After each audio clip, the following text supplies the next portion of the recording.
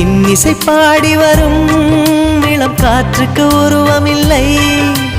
காற்றலை இல்லை என்றால் ஒரு பாட்டொலி கேட்பதில்லை.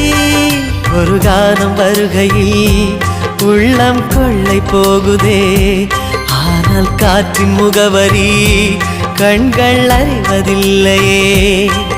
இந்த வாழ்க்கையே ஒரு தேடல் தான், அதை தேடி தேடி தேடும் மனது தொலைகிறதே.